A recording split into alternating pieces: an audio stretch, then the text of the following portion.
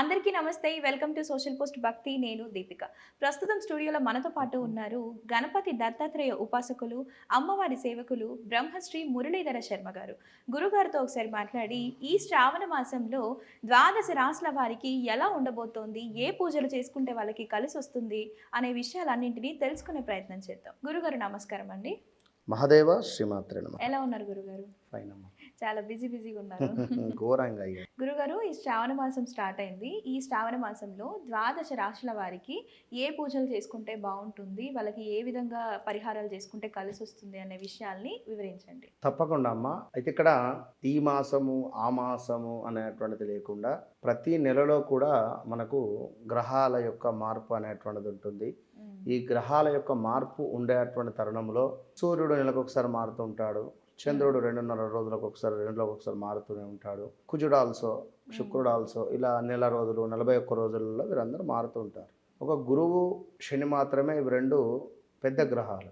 సంవత్సరానికి ఒకసారి 2.5 సంవత్సరాలకు ఒకసారి మారుతూ ఉంటుంది శనైశ్వరుడు.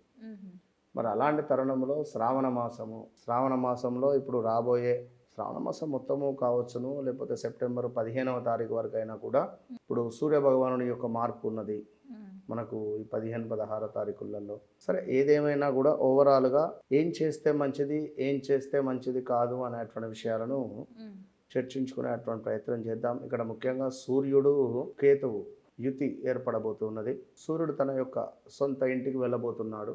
మరి ఎక్కడ మనకు మఖా నక్షత్రానికి అధిపతి అయినటువంటి కేతు భగవానుడు అక్కడే ఉన్నాడు. సో ఇద్దరు కలవడం వల్ల ప్లస్సా మైనసా, ఎవరికి ప్లస్ ఎవరికి మైనస్, ఏ రాశుల వారికి. అదేవిధంగా శుక్రుడు కూడా నీచలోకి వెళ్ళబోతున్నాడు. ఆల్రెడీ నీచలోనే ఉన్నాడు ఈ యొక్క శుక్ర భగవానుడు, అదొకటి.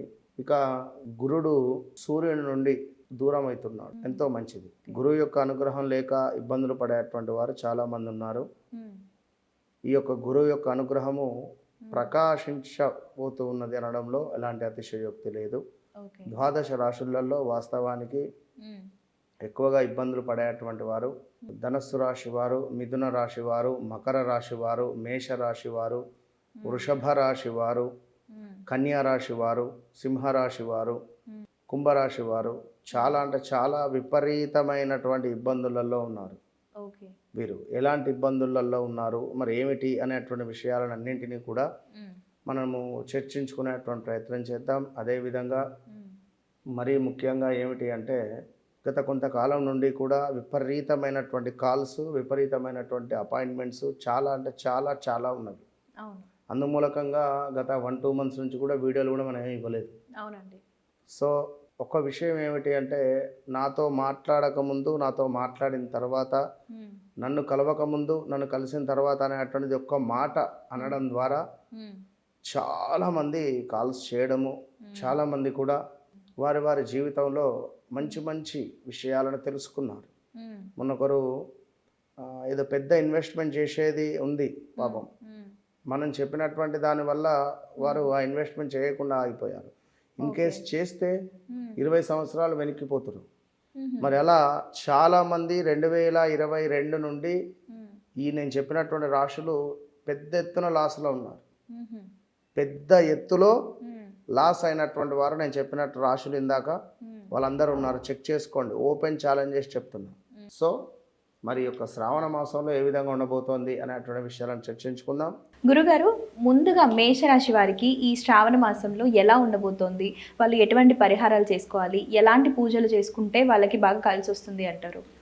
మేషరాశి అనగానే వాస్తవానికి ఎక్కువగా కూడా పూజలు చేసుకునేటువంటి వారే, శివ భక్తులు ఎక్కువగా ఉండేటువంటి ఛాన్స్ ఉంటుంది. శంకరుడు అంటే ప్రాణం ఇచ్చేస్తారు వీరు ఖచ్చితంగా. లేదా అమ్మవారు అన్నా కూడా ఎంతో ప్రేమగా అపురూపకంగానే ఉంటుంది వీరికి. అమ్మవారు అన్న అంత ప్రేమ ఉంటుంది. కానీ తల్లితో కానీ తండ్రితో కానీ కొంత విభేదాలు ఉంటాయి ఇద్దరిట్లో ఎవరితోనైనా ఒకరికి ఖచ్చితంగా. అయితేనేమో అమ్మ విషయంలో వాదన లేదా తండ్రితో వాదన కానీ ఉంటుంది. ఆగస్టు నెలలో పుట్టినటువంటి వారికి తండ్రితో వాదన ఉండే ఛాన్స్ ఉంటుంది. ఆగస్టు ముందు నెలలలో పుట్టినటువంటి వారికి కొంత తల్లితో వాదించేటువంటి పరిస్థితి ఉంటుంది. ఇలాంటి మేషరాశికి సంబంధించినటువంటి వారికి మనము గత వీడియోలో కూడా చెప్పడం జరిగింది. సుమారుగా ఒక 1.5 ఇయర్ నుండి అంటే 2025 జనవరి ఫిబ్రవరి నుండి స్టిల్ ఈ రోజు వరకు కూడా కొంత హెల్త్ రిలేటెడ్ కానీ మానసికంగా పర్ఫెక్ట్గా లేకపోవడం కావచ్చును, లేదా మనీ లాస్ అయిపోవడం కావచ్చును, లేదా నమ్మక ద్రోహాలు కావచ్చును, వివాహం జరిగి భార్యతో గొడవ ఏర్పడము, భర్తతో గొడవ ఏర్పడము, ఇలాంటివి ఉండే ఛాన్సెస్, యాక్సిడెంట్స్ కావచ్చును, కాలో చెయ్యో విరగడం కావచ్చును, తల్లినో తండ్రినో కోల్పోవడం కావచ్చును, పెద్ద ఎత్తున బిజినెస్లో లాస్ వచ్చేటువంటి పరిస్థితులు కావచ్చును. సో ఇలాంటి సిచ్యువేషన్స్ ఎన్నెన్నో కూడా ఫేస్ చేశారు, ఇంకా ఫేస్ చేస్తున్నారు. ఉద్యోగంలో ఆల్ ఆఫ్ సడన్గా గొడవలు వచ్చేటువంటి పరిస్థితులు కూడా ఉన్నది ఉద్యోగంలో. అలాంటి వీరికి మరి ఇప్పుడు ప్రజెంట్గా చూసుకున్న ఎడల సంతానం లేని వారికి సంతానం అయ్యే ఛాన్స్ ఉంది. అదేవిధంగా విద్య, ప్రేమ విషయాలలో ఆసక్తి పెరగవచ్చును. ఆధ్యాత్మిక మంత్ర సాధన విషయాలలో కొంచెం ఎక్కువగా వీరికి ఒక ఇంట్రెస్ట్ అనేటువంటిది ఉండేటువంటి పరిస్థితి ఉంది.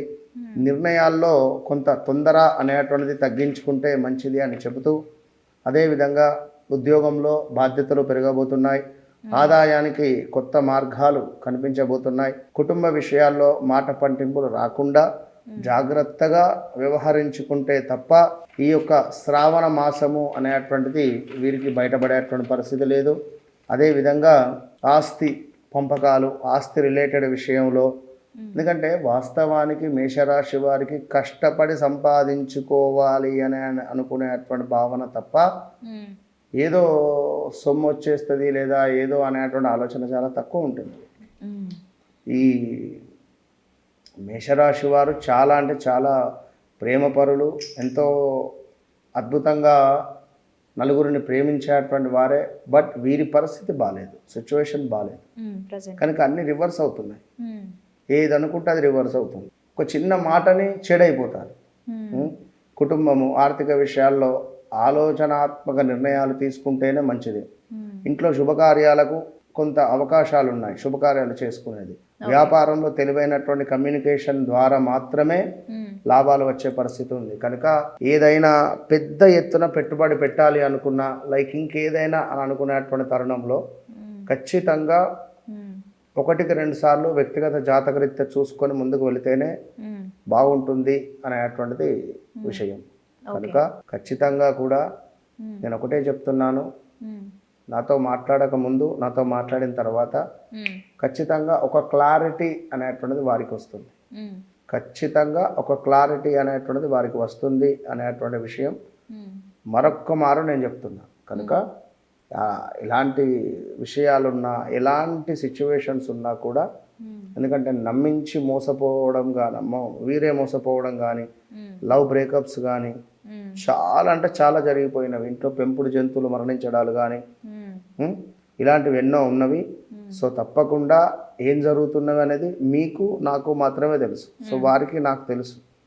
కనుక తప్పకుండా నాతో మాట్లాడండి. మీ జీవితంలో చీకటిలో ఉన్నటువంటి మీ యొక్క జీవితాన్ని వెలుగుమయం చేసుకోండి. అంతే గురుగారు. అయితే గురుగారు వీళ్ళు మరి ఏదైనా పూజలు, పరిహారాలు చేసుకోవాల్సి ప్రతి శుక్రవారము కుంకుమార్చన జరిపించుకోండి. ఈ యొక్క శ్రావణ మాసంలో ఉన్నటువంటి శుక్రవారాలు కుంకుమార్చన జరిపించుకోండి. అదేవిధంగా ప్రతి సోమవారం చెరుకు రసంతో ఈశ్వరునికి అభిషేకం చేయండి. అమ్మవారికి పాలతో అభిషేకం జరిగితే పాలను డొనేట్ చేయండి. ఓకే, బాగుంటుంది. తప్పకుండా అండి. ధన్యవాదాలు. మహాదేవ.